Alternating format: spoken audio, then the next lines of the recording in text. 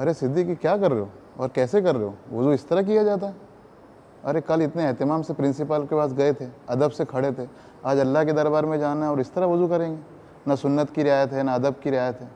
वज़ू में इस चीज़ का एहसास ज़रूरी है कि आप अल्लाह के दरबार में हाज़िर होने जा रहे हो, उस एतबार से वज़ू करो। मैं आपको सिखाता हूँ कि वज़ू किस तरह किया जाता है, सीखेंगे ना? देखिए मैं किस तरह वज़ू करता हूँ।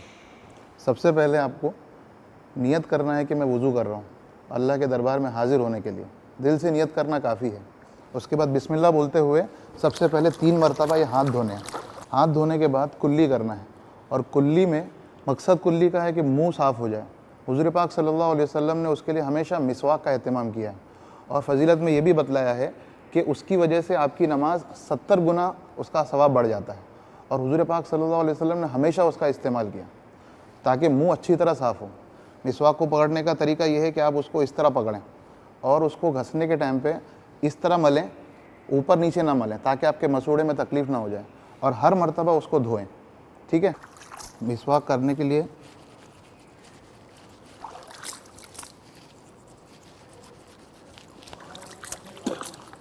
हर मर्तबा उसको धो के रखना ज़रूरी है, बगैर धोए उसको नहीं रखना चाहिए। और अगर आप मिसवाक ना हो तो आप उंगलियों के ज़रिए दांतों की सफाई कर दें।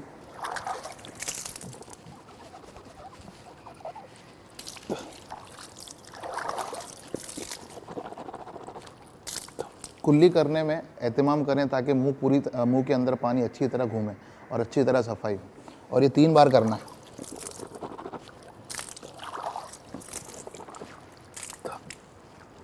अगर रोज़ा ना हो तो गरारा भी करें ताकि अच्छी तरह सफाई हो सके। उसके बाद नाक के साफ़ करने का मसला है। नाक के लिए इस्तिंशाक का लफ्ज़ आया है। आपको उसकी तरीका यह है कि आप उसको दाएं हाथ से इस तरह पानी नाक में चढ़ाएंगे और उल्टे हाथ से नाक को साफ़ करेंगे। ऐसे 3 बार करेंगे, और फिर छोटी उंगली से नाक की सफाई करेंगे। ठीक है? आप देखिए,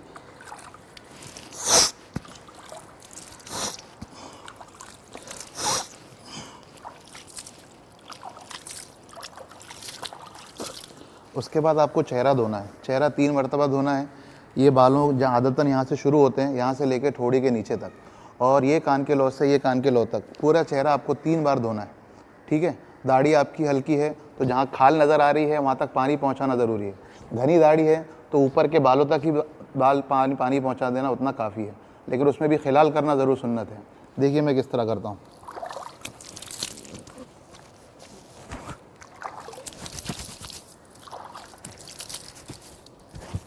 ये आपका 1 मरतबा हुआ।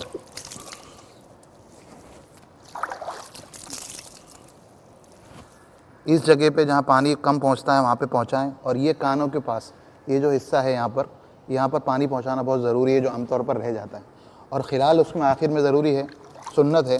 इसको इस तरह खिलाल करेंगे और अंदर से इस तरह इसको ये निकालेंगे। ये खिलाल का तरीका है। इसके बाद आपको 3 मरतबा हाथ धोना है। हाथ धोने में दाएं हाथ से शुरू करें और दूसरे बार बाएं धोएं, और हाथ धोने में उंगलियों से शुरू करें, उंगलियों से कोहनी की तरफ आए, उल्टा ना जाए। जिस तरह देखिए,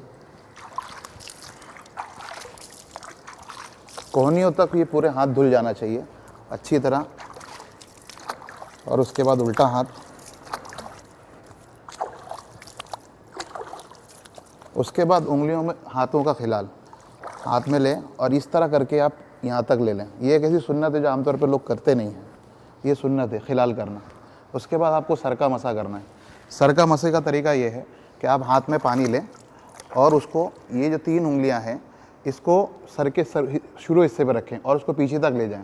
फिर इस हिस्से से आपको वापस आना है, और उसके बाद ये जो उंगली है आपकी, उससे कान साफ़ करने हैं, और इस वाले हिस्से से आपको कान के पिछले हिस्से पे करना है। और ये जो वाला हिस्सा है, इससे आपको गर्दन का मसा, गला का मसा करना मकरूह है, लेकिन गर्दन का मसा करना सुन्नत है। आप देखिए मैं कैसे करता हूँ। इसको इस तरह कीजिए, यहाँ रखिए और यहाँ से ऐसे यहाँ तक ले गए। फिर उसके बाद ये आए।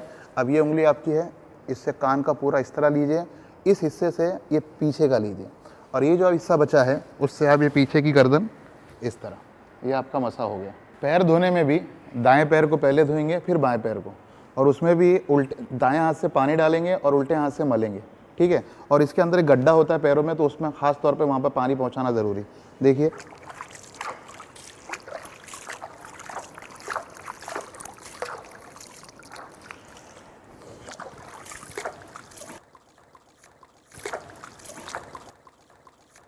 पैर धोने के बाद यहाँ पर भी खिलाल की सुन्नत है। तो खिलाल का तरीका यह है कि आप पानी लें और इस तरह पानी डालते जाएं और खिलाल करते जाएं। हालांकि पानी पहुँच जाता है, लेकिन ये एक सुन्नत है।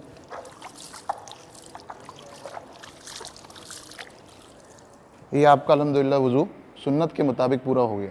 अगर इस एतबार से आप वज़ू करेंगे तो सुन्नत, ये वज़ू का सवाब भी मिलेगा और इसकी बरकतों से नमाज में खुशू भी पैदा होगा।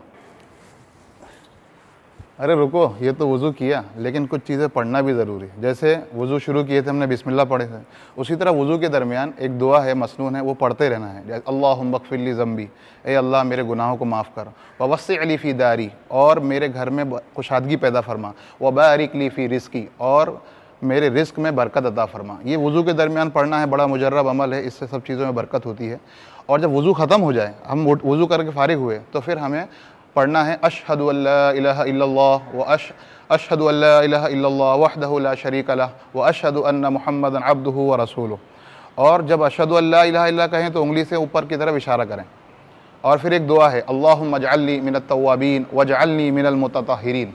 ये दुआ पढ़ लें कि अल्लाह मुझे तौबा करने वालों में से बना और मुझे खूब पाकी हासिल करने वालों में से बना। ठीक है, करेंगे। और उसके बाद एक हदीस और सुन लीजिए। वज़ू करने के बाद हज़रत अबू हुरैरा फरमाते हैं कि वज़ू करने के बाद अगर कोई आदमी बात ना करे और जाके बग़ैर मकरूह वक्त में 2 रकात नमाज़ पढ़ ले तो ये उसके तमाम गुनाहों को माफ़ करा देती है। ठीक है, समझ में आया आपको? करेंगे ऐसा इंशाअल्लाह। ठीक है, अल्लाह ठीक, जज़ाकल्लाह, अस्सलाम वालेकुम।